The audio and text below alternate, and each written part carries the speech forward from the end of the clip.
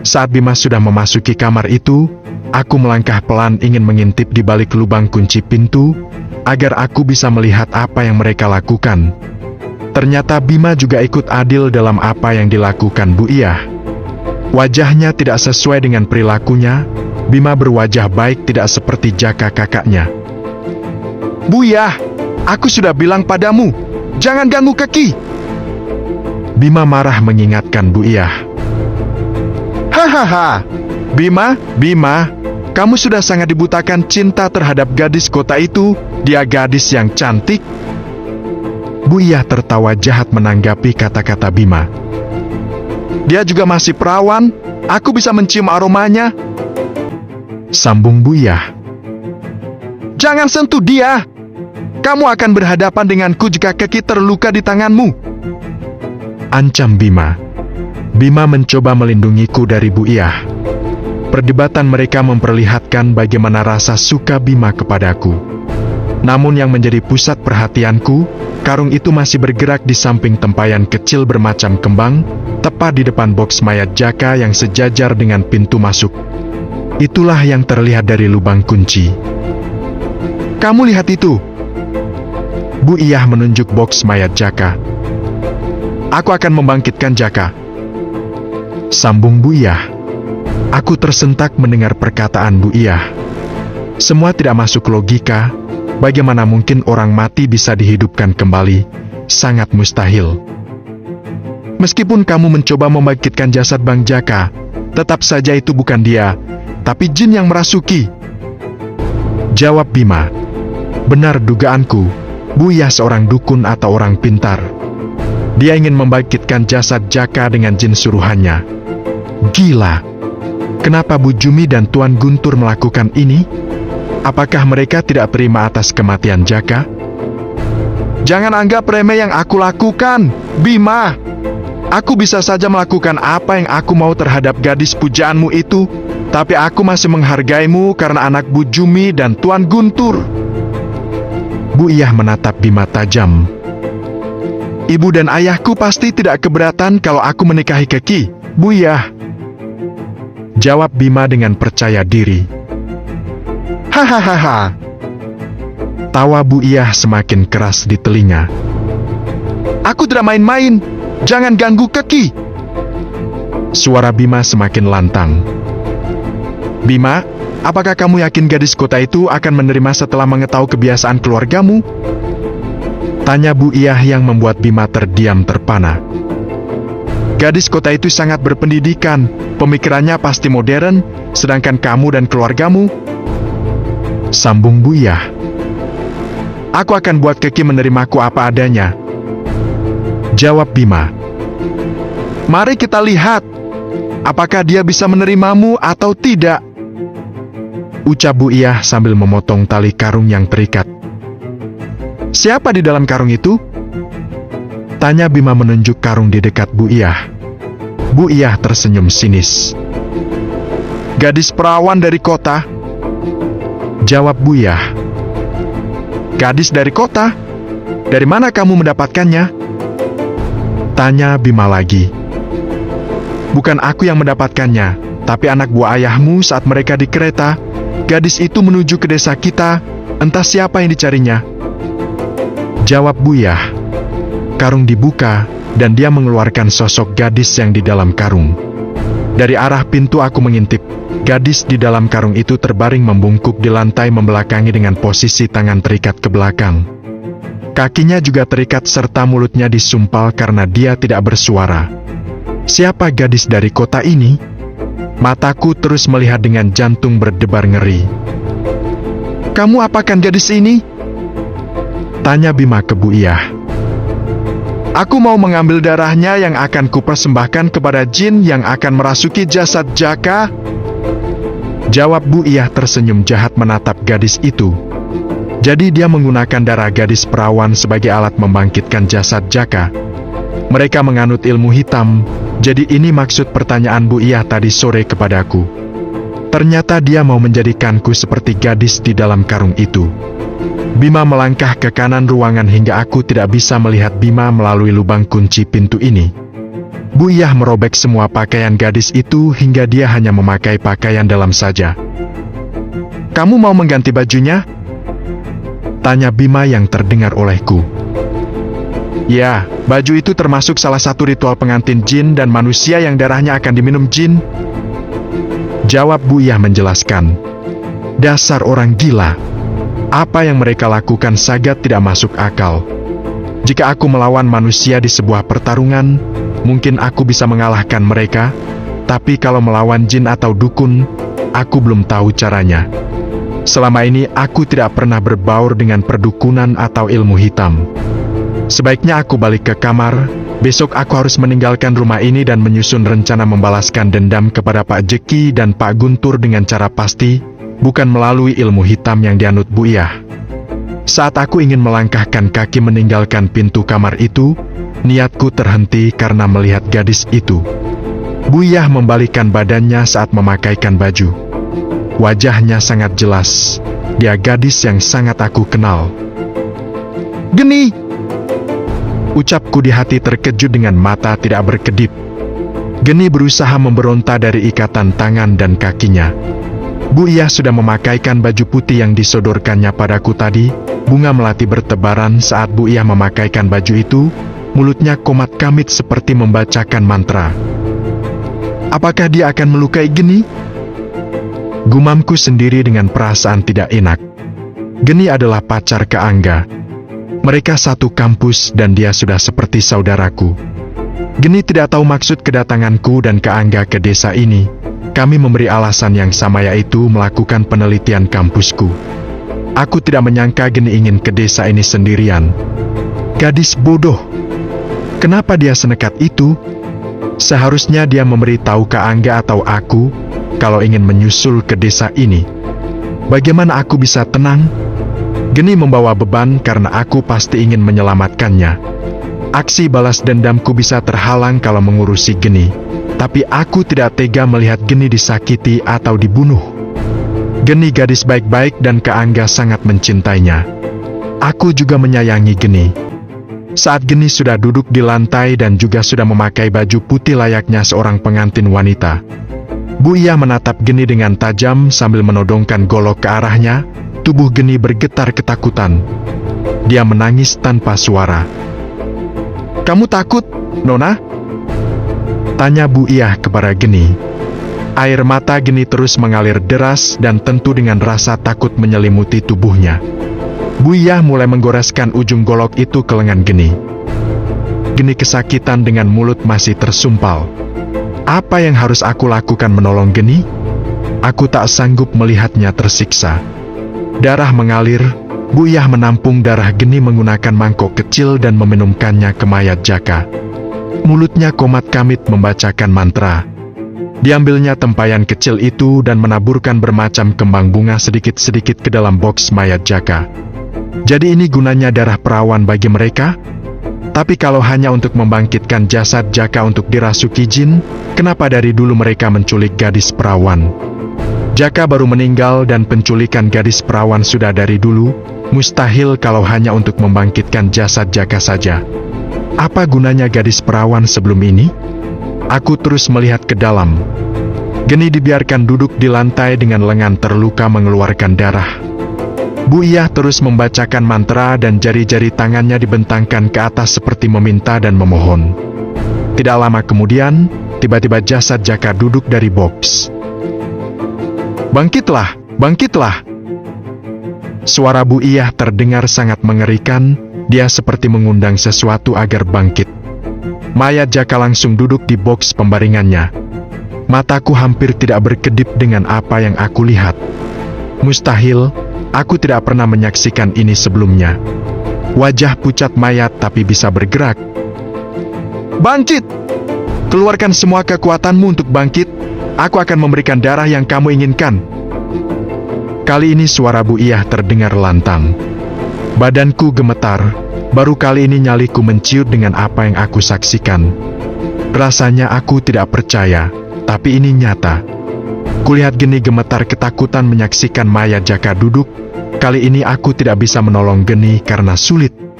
Aku harus menghubungi Kak Angga agar dia membantuku. Geni bisa mati kalau darahnya terus digunakan untuk makan jin yang merasuki tubuh Jaka. Aku secepatnya melangkah meninggalkan pintu kamar itu menuju ke kamarku. Melalui ruang tengah dan ruang tamu, aku harus secepatnya sampai di kamar sebelum Jaka melihatku. Namun sial, ada 2 orang lelaki masuk dari pintu utama. Aku secepatnya bersembunyi di balik kursi tamu. "Gadis itu cantik juga, teman," ucap seorang lelaki itu sambil melangkah. "Gadis kota banyak yang cantik juga, ya? Perawan lagi," jawab seorang lelaki lainnya. "Dari mana kamu tahu dia masih perawan?" "Dari Bu Iyah, dengan mencium aroma gadis-gadis, dia tahu apakah gadis itu masih perawan atau tidak. Bu Iyah hebat, pantas dia dibayar ke warga Pak Guntur. Malam ini kita akan mendapatkan uang banyak dari Bu Jumi. Kita sudah mencarikan dia gadis perawan. Aku mau ke rumah bordil, teman. Di desa sebelah rumah bordilnya banyak wanita cantik. Tapi hujan semakin lebat, teman. Kenapa kamu takut? Danau itu tidak akan menenggelamkan kita kalau mengayuh dengan benar. Sampan kita lebih besar dan kuat." 2 lelaki itu terus melangkah menuju ke kamar mayat Jaka. Setelah kupastikan mereka tidak melihatku dan aman bagiku untuk melangkah ke kamar, aku langsung beranjak dari balik kursi melangkah tanpa menimbulkan bunyi. Sampai di kamar, aku secepatnya mengunci pintu dan menarik nafas dalam. Entah kenapa badanku kali ini gemetar. Ini pertama kalinya aku merasa takut. Aku takut Geni mati korban apa yang dilakukan Bu Iyah. Kutempelkan benda pipi itu di daun telingaku menghubungi Kak Angga. "Yaki?" Kak Angga menjawab panggilanku dengan cepat. "Kak, Geni Kak," ucapku dengan nafas masih besar. "Geni? Kenapa kamu menyebut nama Geni?" tanya Kak Angga heran. "Geni di sini," ucapku. "Apa? Kenapa bisa?" tanya Kak Angga terkejut. Aku menceritakan apa yang aku lihat, mulai dari mayat Jaka yang duduk hingga Geni dalam karung yang diseret Bu Iyah. Aku juga memberitahu kalau darah Geni digunakan untuk minuman jin yang akan merasuki tubuh Jaka. "Sial! Kenapa dia tidak memberitahuku kalau mau ke sini?" Kak Angga kesal dan khawatir. "Aku tidak sanggup melihat Geni tersiksa, Kak. Aku tahu kenapa Geni diam-diam ke desa ini. Dia mau memberi kejutan karena besok hari kelahiranku. Geni." Alasan yang membawa bahaya. Pacaran ribet.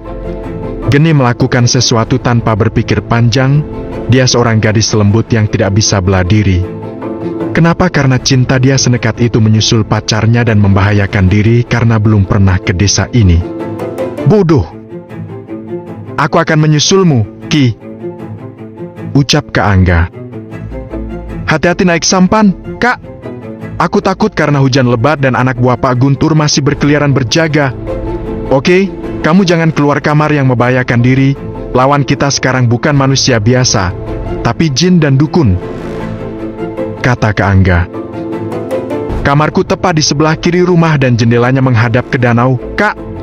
Saat kakak mau masuk, sebaiknya melalui jendela kamar saja, biar tidak ketahuan." Aku tidak bisa memejamkan mata. Aku menunggu Kak Angga datang untuk menyelamatkan Geni. "Pof Bu Iyah, bangkitlah, bangkitlah. Aku akan memberikan apa yang kamu mau. Cepat bangkit." Aku terus memanggil jin untuk merasuki mayat Jaka. Mayat Jaka berhasil bangkit dan duduk. Matanya masih kosong, hanya gerak badan yang berhasil aku lakukan. Sepertinya aku harus menambah darah perawan lagi agar semakin kuat. Darah gadis ini masih bisa kuambil. Aku mau keluraga Tuan Guntur mengakui kehebatanku. Mayat Jaka hanya bisa duduk saja. Dari tadi aku berusaha membuatnya berjalan, tapi belum juga berhasil. Aku akan mengambil darah gadis itu lagi. Gadis itu ketakutan saat aku mendekatinya dan menodokkan lagi ujung golokku kepadanya. Air mata ketakutan belum juga berhenti mengalir di pipinya. Gadis yang malang. "Hahaha, kenapa kamu takut? Aku belum membunuhmu. Aku hanya butuh darahmu sebanyak-banyaknya," Ucapku sambil menggoreskan ujung golokku ke lukanya tadi agar darah semakin banyak keluar. Gadis itu kesakitan, suaranya tidak keluar karena mulutnya masih tersumpal. Aku menampung lagi darah yang mengalir dengan mangkok, serta meminumkannya ke mayat Jaka. "Buyah, aku mau ke kamar dulu," ucap Bima. Dari cara pandang Bima, aku tahu dia tidak sanggup menyaksikan apa yang aku lakukan pada gadis itu. Bima tidak seperti Jaka, dia lebih berhati lembut. Andaikan Jaka masih hidup, mungkin dia akan membantuku mengambil darah perawan ini. "Kamu takut?" tanyaku sambil meminumkan darah ke mulut mayat Jaka. Aku hanya kurang minat dengan semua ini," jawab Bima gugup. "Hahaha, Bima, kamu satu-satunya pewaris bisnis orang tuamu. Buang sisi hati baikmu," kataku meliriknya sesaat. "Apa gunanya membangkitkan Bang Jaka kalau yang bangkit hanya jasadnya? Percuma," jawab Bima. "Jangan bilang percuma dengan yang aku lakukan. Kebangkitan mayat Jaka akan membongkar siapa pembunuhnya." Suaraku lantang. "Kalau kamu punya kekuatan sihir, kenapa bukan kamu saja yang mencari siapa pembunuhnya tanpa membuat hal gila ini?" Aku mendekati Bima dan menodongkan golokku ke dadanya. "Jangan bilang aku melakukan hal gila," kataku dengan nada marah. Bima terkejut dan terlihat tegang. "Hahaha, kamu takut Bima?" Aku menjauhkan golokku dari Bima sambil tertawa melihat wajah tegangnya. Setelah itu, Bima membuang nafas lega. "Aku hanya bisa membuat mayat-mayat ini dirasuki jin jahat. Membaca dan melihat sesuatu dari jarak jauh bukan keahlianku," ucapku menjelaskan. "Aku kira kamu bisa membaca isi hati seorang gadis," kata Bima lagi.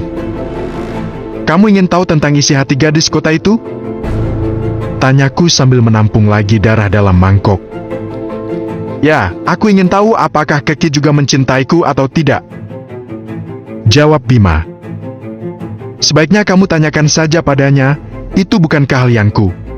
Aku takut dia tidak menerimaku. Kalau dia menolakmu, buat dia seperti Niran yang dilakukan Jaka dulu," jawabku menatap mata Bima. Bima diam sambil menganggukkan kepala pelan. Dari caranya aku tahu obsesinya terhadap gadis kota itu sangat besar. Jika penolakan terjadi, cara kekerasan dan pemaksaan bukan suatu yang susah di sini. Aku tunggu hasilnya. Aku mau Bima menyerahkan Keki padaku. Gadis itu masih suci karena belum pernah tersentuh. "Tok, tok, tok. Buyah, ini kami." Terdengar suara ketokan dan seseorang memanggil dari luar. "Sepertinya itu Jojo, anak buah ayahmu," ucapku. Bima melangkah membukakan pintu. "Kalian mau apa?" tanya Bima kepada Jojo. "Tuan Bima, mana imbalan kami?" tanya Jojo masih berdiri di depan pintu. Di samping Jojo ada juga anak buah Tuan Guntur lainnya. "Imbalan apa?" tanya Bima balik. "Kami sudah mencarikan gadis perawan. Ibu Tuan bilang akan memberikan imbalan kepada kami," jawab Jojo. "Minta ke ibuku," jawab Bima. "Baiklah, Tuan. Kami permisi dulu." Pov Keilani. Kaki. Aku segera bangkit menuju jendela kamar. Suara Kak Angga terdengar berbisik dari luar. Kusibakan tirai jendela memastikan suara tersebut. Benar, Kak Angga sudah sampai. Jendela segera kubuka. "Ayo masuk, Kak," ajakku. Kak Angga memanjat jendela masuk. Kak Angga memakai jas hujan dan menyandang tas ransel. Sepertinya peralatan yang digunakan untuk menolong Geni sudah disiapkannya. Kak Angga membuka jas hujannya yang basah dan meletakkannya di dalam kantong sebelum memasukkannya ke tas. Terlihat dia menggigil kedinginan karena cuaca sangat dingin, apalagi ini desa perkebunan teh. "Sebaiknya kakak pakai selimut itu menghangatkan badan," Aku menunjuk selimut di atas tempat tidur. Iya, jawab Kak Angga sambil mengambil selimut tersebut. Tok, tok, tok, kaki. Ini aku Bima. Aku dan Kak Angga terkejut mendengar suara Bima memanggil dan mengetok pintu kamar. Sembunyi, Kak, bisikku. Kak Angga langsung menundukkan badan dan bersembunyi di bawah tempat tidur.